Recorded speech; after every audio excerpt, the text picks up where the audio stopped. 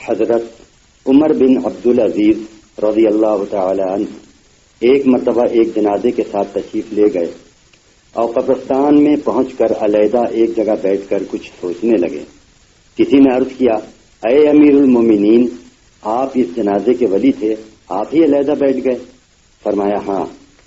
مجھے ایک قبر نے آواز دے دی اور مجھ سے یوں کہا کہ اے عمر بن عبدالعزیز، تو مجھ سے یہ نہیں پوچھتا کہ میں ان آنے والوں کے ساتھ کیا کرتی ہوں؟ میں نے عرض کیا، تو ضرور بتا۔ اس نے کہا کہ ان کے کفن پھاڑ دیتی ہوں، بدن کے ٹکڑے ٹکڑے کر دیتی ہوں، خون سارا چوس لیتی ہوں، گوشت کھا لیتی ہوں، اور بتاؤں کہ آدمی کے جوڑوں کے ساتھ کیا کرتی ہوں؟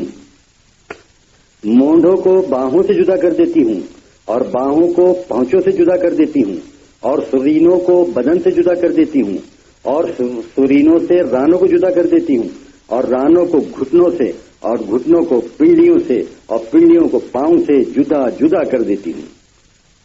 یہ فرما کر حضرت عمر بن عبدالعزیز رضی اللہ عنہ رونے لگے اور فرمایا کہ دنیا کا قیام بہت ہی تھوڑا ہے اور اس کا دھوکہ بہت زیادہ ہے۔ اس میں جو عزیز ہے وہ آخرت میں ذلیل ہے، اس میں جو دولت والا ہے وہ آخرت میں فقیر ہے، اس کا جوان بہت جلد بوڑھا ہو جائے گا، اس کا زندہ بہت جلد مر جائے گا۔ اس کا تمہاری طرف متوجہ ہونا تمہیں دھوکے میں نہ ڈال دے، حالانکہ تم دیکھ رہے ہو کہ یہ کتنی جلدی منہ پھیر لیتی ہے، اور بیوقوف ہے وہ جو اس کے دھوکے میں پھنس جائے۔ ہاں گئے ان کے وہ دلداوا جنہوں نے بڑے بڑے شہر آباد کیے، بڑی بڑی نہریں نکالی، بڑے بڑے باغ لگائے، اور بہت تھوڑے دن رہ کر سب کو چھوڑ کر چل دیے۔ وہ اپنی صحت اور تندرستی سے دھوکے میں پڑے کہ صحت کے بہتر ہونے سے ان میں نشاط پیدا ہوا اور اس سے گناہوں میں مبتلا ہوئے۔ وہ لوگ خدا کی قسم دنیا میں مال کی کثرت کی وجہ سے قابل رشک تھے، باوجود یہ کہ مال کے کمانے میں ان کو رکاوٹیں پیش آتی تھیں، مگر پھر بھی خوب کماتے تھے۔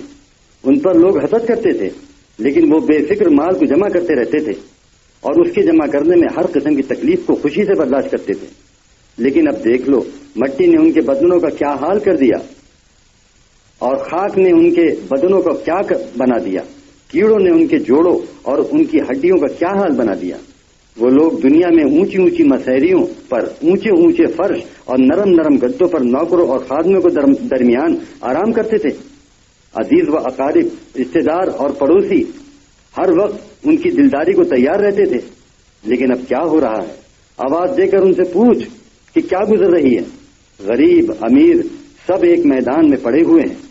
ان کے مالدار سے پوچھ کہ اس کے مال نے کیا کام دیا، ان کے فقیر سے پوچھ کہ اس کے فقر نے کیا نقصان دیا۔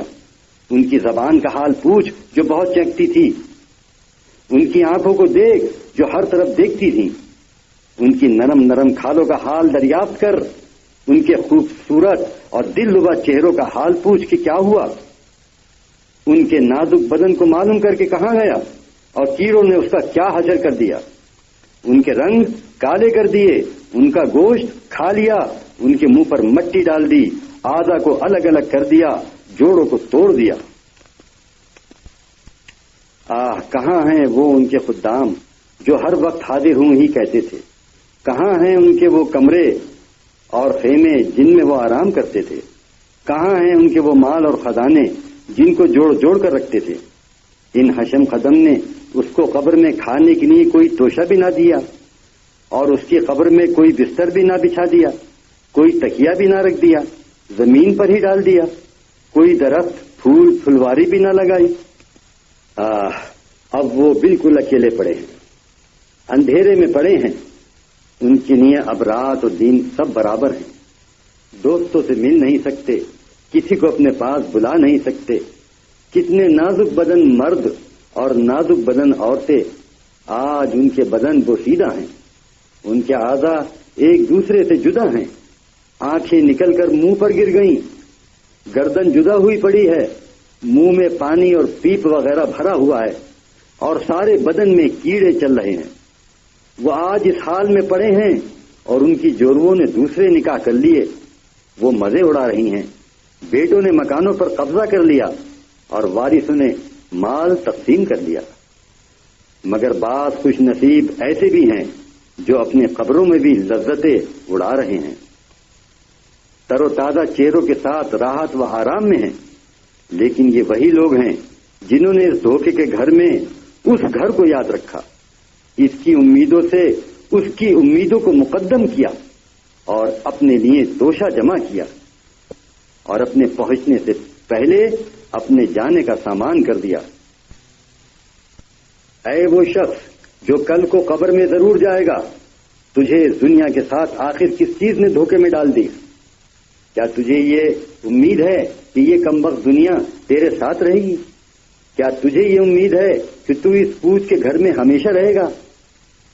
تیرے یہ وسیع مکان، تیرے باغوں کے پکے ہوئے پھل، تیرے نرم نرم بستر، تیرے گرمی سردی کے جوڑے، یہ سب کے سب ایک دم رکھے رہ جائیں گے۔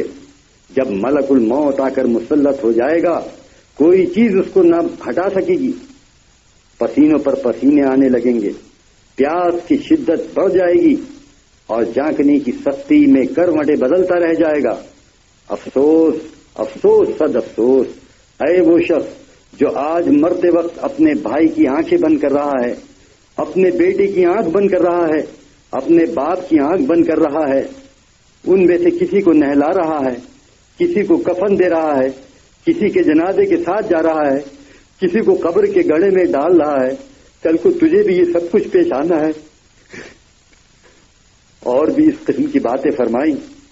پھر دو شعر پڑھے جن کا یہ ترجمہ ہے کہ آدمی ایسی چیز کے ساتھ خوش ہوتا ہے جو عنقریب فنا ہونے والی ہے، اور لمبی لمبی آرزوئیں اور دنیا کی امیدوں میں مشغول رہتا ہے۔ ارے بے وقوف، خواب کی لذتوں سے دھوکے میں نہیں پڑا کرتے۔ تیرا دن سارا غفلت میں گزرتا رہا اور تیری رات سونے میں گزر رہی ہے، اور موت تیرے اوپر سوار ہے۔